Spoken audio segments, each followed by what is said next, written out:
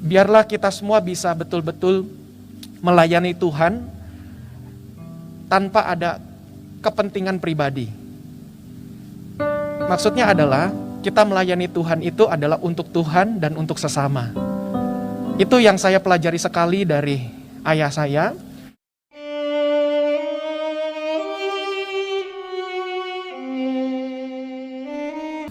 Selamat malam Bapak Ibu, saudara-saudari semuanya sekalian, terima kasih. Malam ini adalah malam yang memang tentu semua tidak menduganya akan terjadi dalam waktu saat ini. Kami dari pihak keluarga pertama-tama ingin mengucapkan terima kasih kepada Bapak Pendeta Kiki Cahyadi, MTH, Om Kiki, terima kasih Om sudah menyempatkan hadir. Tentu saya mengucapkan terima kasih yang sebesar-besarnya kepada Jemaat GBI Mawar Saron Jakarta. Tanpa Bapak Ibu, saudara-saudari semua Jemaat GBI Mawar Saron Jakarta, Bapak Gembala tidak akan menjadi seorang gembala. Kebanggaan gembala itu adalah dengan memiliki jemaat. Terlepas dari berapa jumlah jemaatnya, tetapi namanya gembala, pasti dia ada jemaat. Harusnya orang yang tidak punya jemaat, harusnya tidak dipanggil gembala.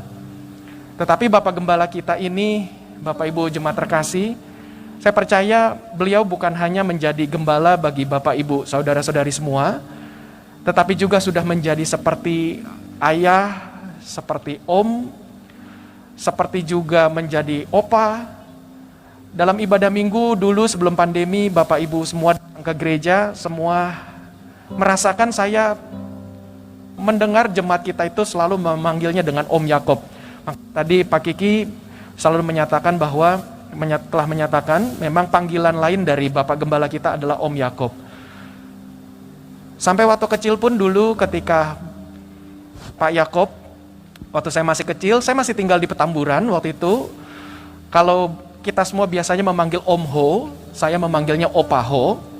Opa Ho dulu memberikan garasi mobil beliau di kompleks Petamburan untuk direnovasi sedikit sehingga boleh dijadikan rumah di mana Bapak Gembala dan Ibu Gembala, Bapak Yakob dan Ibu Rina untuk boleh tinggal di sana. Dan pada saat itu memang saya masih TK, saya sempat menikmati sekali kenangan tinggal di tempat tersebut. Dan saya ingat bagaimana dulu waktu saya kecil lari-lari dari lantai 1 sampai ke lantai 4 di kompleks Seminari Bethel. Dan saya juga melihat bagaimana Pak Yakob itu begitu sangat dikenal, dihargai, disayangi, dan semua memanggilnya dengan sebutan Om Yakob. Singkat cerita, Pak Yakob pernah sampai pelayanan waktu itu dengan rombongan grup penyanyi laki-laki yang terdiri dari Bapak Ade Manuhutu, Bapak Yonas Wisa, Bapak Melki Guslau. Lalu rombongan ini pergi ke Belanda sampai pelayanan sekitar 40 hari. Kemudian singkat cerita pulanglah ayah saya ke rumah membawa oleh-oleh dari Belanda. Dan karena saking seringnya saya ketemu dengan banyak orang, saya akhirnya pulang mengucapkan terima kasih Om kepada ayah saya. Karena sudah lama tidak ketemu, jadi waktu itu masih kecil dan memang selalu dipanggilnya Om begitu. Jadi saya ikutan terima kasih Om. Lalu ayah saya berkata, enak aja saya ini papamu begitu. Jadi dalam keluarga kami pun Bapak Gembala juga orang yang rileks, orang yang santai. Tapi di lain pihak juga beliau ini adalah orang yang demanding. Demanding itu artinya selalu menuntut untuk memberikan yang terbaik. Jadi kalau tadi terima kasih Pak Kiki sudah menyampaikan firman Tuhan finishing well. Setidaknya saya pribadi memang sudah disiapkan oleh Bapak Gembala, oleh Pak Yakob, untuk betul-betul bisa kuat dalam menghadapi segalanya. Untuk juga bisa sanggup melewati berbagai macam rintangan. Kalau saya boleh berkata, Pak Yakob ini atau ayah saya bukanlah ayah yang baik. Tetapi beliau adalah ayah yang luar biasa. Menurut saya kadar baik itu bagi saya tidak cocok ditempatkan kepada ayah saya. Tetapi sebutan itu adalah luar biasa. Walaupun Ya, tak ada gading yang tak retak. Semua mungkin dari jemaat Bapak Ibu Saudari sudah tahu, Pak Yakob berkali-kali berulang kali dalam khotbah minggu dulu selalu berkata bahwa beliau itu hampir tidak ada waktu untuk saya, untuk keluarga dan untuk adik-adik saya waktu kami semua waktu itu belum berkeluarga. Memang itu adalah hal yang betul, tetapi di lain pihak saya sangat percaya itulah bagian dari ayah saya ingin menempa kami supaya kami ini menjadi orang yang kuat, supaya kami ini menjadi orang yang tidak bergantung dengan orang lain, dan juga kami menjadi orang yang tidak mau merepotkan orang lain. Saya percaya Bapak Ibu Saudari semua, ketika kita yang bergaul erat dengan beliau, pasti beliau selalu bertanya apa yang bisa beliau bantu kepada kita semua. Beliau tidak pernah meminta, tidak pernah menuntut, tetapi di lain pihak, saya melihat bahwa kenapa beliau ini bisa finishing well, karena memang beliau itu adalah seorang yang betul-betul demanding. Artinya menuntut. Rekan-rekan kantor, sekretariat pasti tahu bagaimana pimpinan kita ini betul-betul selalu menuntut kita harus kerja dengan baik, kerja dengan keras, tunjukkan performa yang baik, supaya semua untuk melayani jemaat. Maka itu Bapak Ibu Saudari, saya pikir kalau untuk jemaat sudah mengetahuinya, saya pikir juga pasti banyak hamba-hamba Tuhan, pendeta-pendeta lain yang mengikuti siaran live streaming ini. Saya percaya Pak Yakob menitipkan pesan kepada saya untuk disampaikan kepada kita semua bahwa biarlah kita semua bisa betul-betul melayani Tuhan tanpa ada kepentingan pribadi. Maksudnya adalah kita melayani Tuhan itu adalah untuk Tuhan dan untuk sesama. Itu yang saya pelajari sekali dari ayah saya. Dan ketika dulu waktu saya masih kuliah di Seminari Bethel, ketika waktu itu saya masih tingkat S1, baru semester 2 kalau tidak salah. Tentu saya waktu itu belum menikah, saya masih tinggal di pastori gereja. Jadi Bapak Ibu Saudari mungkin banyak yang tidak tahu secara detail bahwa Pak Yakob itu sampai kepada pertengahan tahun lalu kira-kira sebelum beliau perlu waktu untuk istirahat, beliau itu masih tinggal di pastori gereja. Jadi boleh dikatakan pendeta Yakob Nahuai itu tidak pernah merasakan tinggal di rumah sendiri. Selalu tinggalnya di gereja. Jadi saya pikir hatinya beliau itu kepada pelayanan itu sungguh luar biasa sekali. Maka itu saya melihat ini bagi saya pribadi ini adalah teladan yang baik. Teladan yang betul-betul menunjukkan bahwa memang kalau mau jadi pendeta jangan tanggung-tanggung nyong, itu kata beliau. Kalau kamu tanggung-tanggung mau jadi pendeta, ngapain? Kalau mau jadi pendeta jangan tanggung-tanggung. Dan saya ingat sekali dulu ketika saya akan berkhotbah, singkat ceritanya saya pakai baju, kemudian untuk berangkat, ayah saya bertanya, "Nyong mau kemana?" Saya bilang saya mau khotbah di gereja ini, saya sebutkan merek gereja tersebut. Lalu kemudian ayah saya tahu gereja itu di mana. Maaf kata, gereja itu tentu kalau diukur secara gedung, tentu gereja itu dibandingkan dengan gedung yang ayah saya sudah bangun ini atau gereja yang dirintis oleh ayah saya, tentu gereja tersebut masuk dalam hitungan kecil.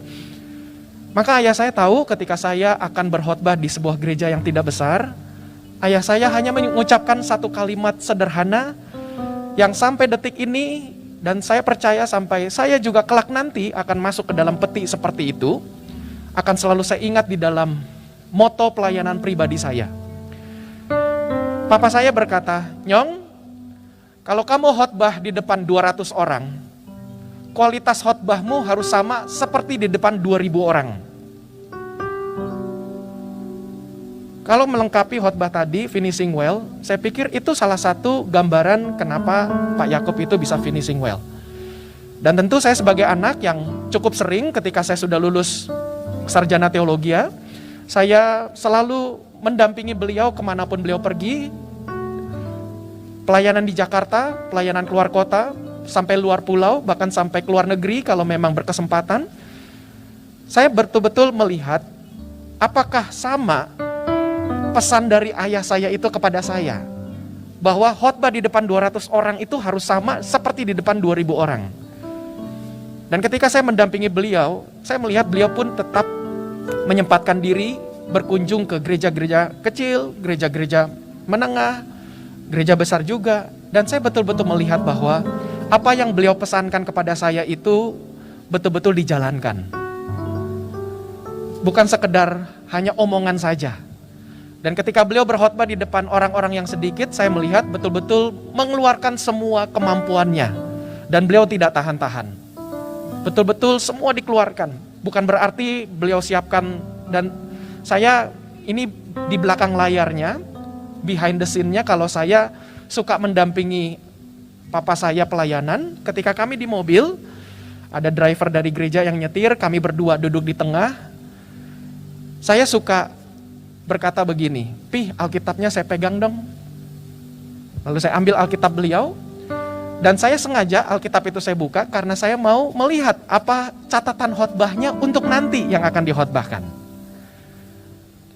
Jadi dengan kata lain, anak rohani mau curi ilmu bapak rohani begitu.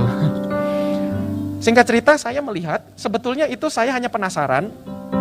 Berangkatnya ini ayah saya siapkan berapa poin khotbah. Supaya kenapa? Karena saya mau uji. Ketika nanti sampai tiba di tujuan, apakah ada diskon Harbolnas kah dari itu poin-poinnya? Siapa tahu poinnya itu 3 karena lagi pas lihat gerejanya kurang rame ya. Udah kurangin aja deh. Begitu. Jadi 2 poin aja atau 1 poin saja. Tapi ternyata saya lihat itu tidak terjadi.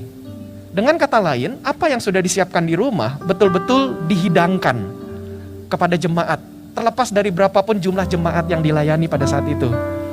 Jadi Bapak Ibu Saudari, setidaknya tambahan dari saya, kalau tadi Pak Kiki, Pak Yason, Pak Yusuf berdiri di tempat yang sama di mana saya sekarang berdiri, ketiga hamba-hamba Tuhan tadi adalah, boleh dikatakan, sebutkanlah anak-anak rohani. Tetapi ketika saya ini bukan hanya anak jasmani dari beliau saja, tetapi saya juga boleh berkata saya juga adalah anak rohani dari beliau. Saya pernah berkata kepada ayah saya, Papi boleh lahirkan ribuan pemimpin. Papi boleh cetak banyak gembala-gembala yang hebat. Tetapi kehebatan Papi nomor 1 di mata saya adalah Papi bisa melahirkan anaknya sendiri menjadi pemimpin. Lalu lucunya papa saya cuman nyengir sebentar doang begitu. Saya pikir beliau akan nyambut dengan ngomong apa. Tapi di lain pihak itu saya percaya mungkin beliau bergumul dalam batinnya. Mungkin roh kesombongan sudah mengetuk pintu hatinya. Begitu, mau berbangga diri. Tetapi akhirnya beliau hanya senyum sebentar dan saya tahu beliau sedang bergumul dengan kesombongan diri. Dan beliau berkata semua ini adalah untuk Tuhan. Jadi Bapak Ibu Saudari terkasih, kalau mau cerita tentang Pak Yakob pasti banyak, kita tidak akan selesai. Tetapi setidaknya saya ingin menyatakan syukur bahwa Bapak Gembala kita ini kepada Bapak Ibu Saudari jemaat dan kepada Bapak Ibu para pengurus PGPI, GBI maupun sinode-sinode lain, bahkan sampai luar negeri pun, saya mendapatkan begitu banyak telepon hari ini. Dan memang saya mohon maaf, tentu tidak bisa membalasnya semua satu persatu. Karena saya belajar dari ayah saya untuk hidup tidak dengan, bahasa yang tepatnya, tidak dengan glamor. Maka itu saya menyatakan waktu itu pada istri saya bilang, saya cukup pakai 1 handphone saja. Saya tidak punya handphone private. Saya tidak punya handphone yang khusus nomor untuk keluarga. Dengan kata lain, kalau Bapak Ibu tahu nomor saya, ya itulah nomor saya yang tidak ada, yang semua orang tahu. Keluarga juga kontak saya pakai nomor tersebut. Jadi mohon maaf kalau saya, Ibu Rina, kami termasuk istri saya, kalau kami belum sempat membalas satu persatu, kami mohon maaf. Karena memang hari ini hari yang memang padat, khususnya bagi kami untuk mengatur semuanya ini.